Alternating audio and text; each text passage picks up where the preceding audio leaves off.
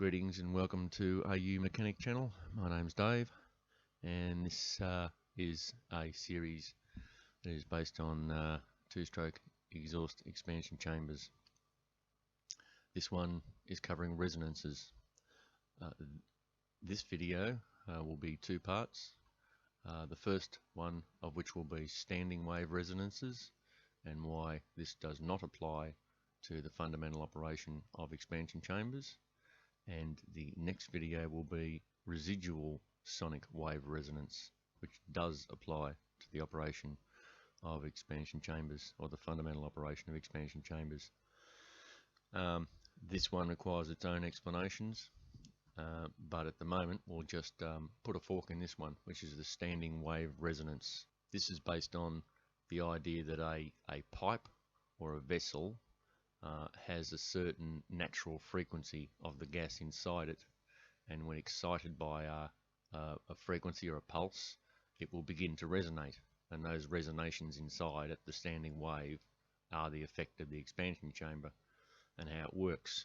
And then I think they chuck a little bit of Cadenacy effect in there too, which is not the case. Okay, I might add, all of the theories that I give you here are not just ones I pulled out of nowhere. These are all taken from scientific studies done by professors of engineering that have all published them, all from the 1970s to the late 1990s, and there are peer-reviewed articles available, and I am simply simplifying those concepts because they're so complex for you here.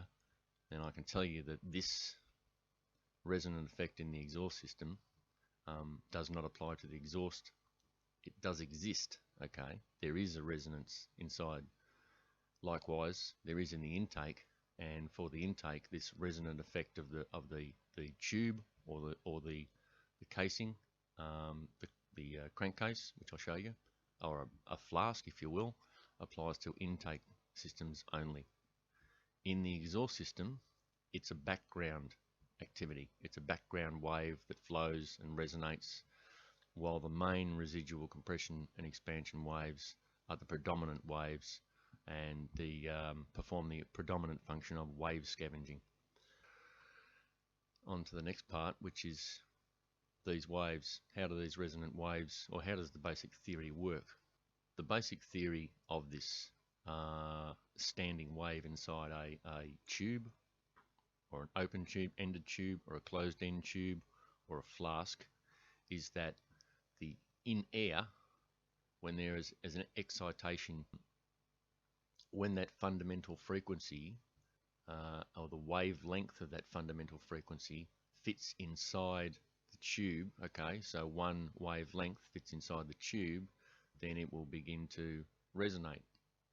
Now, there's lots of problems with this one as far as the exhaust goes, and this also applies to intakes to some degree, because this kind of stuff applies to piston port engines and piston port two-strokes that have an intake duct, but rotary disc valve ones and reed valve ones don't. And by and large, the general rule about intake lengths on reed and rotary disc is just get the carburetor as close to the crankcase intake as possible. At 10,000 RPM, okay, the pulses will be 10,000 divided by, that's per minute, divided by 60 for seconds, gives us 166.66 pulses per second, or hertz. The length of the wave, or the wavelength, the fundamental wavelength, is 2040 millimeters long. 1 millimeter equals 40 thousandths of an inch. Now, that means that if at that frequency the wavelength of 2040 is the same wavelength of this tube, then it will begin to resonate. And this is kind of the basis for wind instruments. Now, certain types of wind instruments, you know, that excite via reed, for example.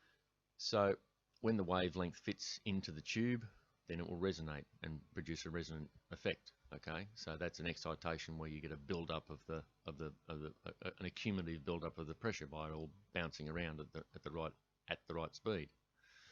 The problem with this is that it only occurs at a certain frequency that measures the pipe, and if the pipe is 2040.8, exactly matching this resonant frequency, it'll resonate at 10,000 RPM, but at 10,100 RPM at 166.33 Hertz, will have a wavelength of 2019.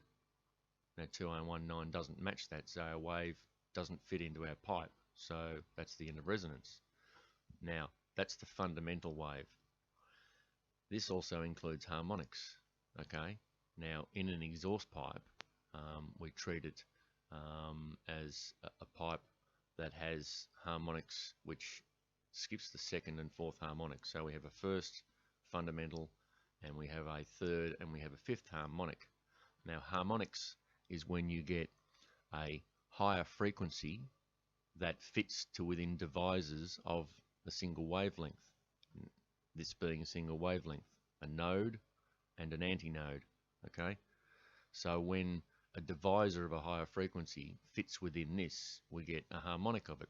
So if that frequency is the fundamental or harmonics of it, we'll get the resonant excitation. But the trouble is, as soon as we move off RPM, we don't get it anymore. Now, there is nothing in modeling, and there is nothing in the all the research done on two-strokes modern times that actually has this incorporated into any exhaust calculations or formula. Okay. The problem is that being notched, it only occurs at certain points where the fundamental matches the length of the pipe, or a harmonic of the fundamental matches the length of the pipe. However, in observations of the engines and testing of the pressure pulses inside engines that is in all of these studies provided, there is no effect that can be seen at the notches of harmonics of resonant frequencies that increase performance in any way. So we don't get small lumps of performance increases every time it moves up to a matching fundamental or harmonic of the tube length. There's no such thing observed. The only power that we have observed is by our sonic wave scavenging waves, our compression and expansion waves, which are our major waves. They are major deviations of pressure, whereas any standing wave inside a tube or a flask is only at notches, okay, in between. And that's not how the power curve responds, and that's not how the performance responds. So that kind of belies the theory right then and there. As to this theory, it also relies on steady state conditions. Okay, so the engine has to be at that RPM. Now, if you ever heard a motocross bike going over dirt, it doesn't hold a single RPM for a moment. It's listen to them. So this is just not going to work to provide a fundamental operation of expansion chambers that would work over such a broad range. Then that will do it for today. I'll be posting another one tomorrow if I can, and maybe another one the next day up to the cutoff, February the 20th. So again, please subscribe. Let's see if we can get her over the line in time for the checkered flag on Feb 20th and beat YouTube. And because I don't want to lose this race to YouTube. I don't mind losing races. I lost a lot of races in motorcycle racing before I actually won. But yeah, this one will really stink. So let's see what we can do. And thank you very, very much to everyone who has helped me get more subscribers. Very much appreciated. Without each and every subscription that you've done, we just wouldn't have a chance. So thanks again. And I'll see you in the next video coming shortly. Bye for now.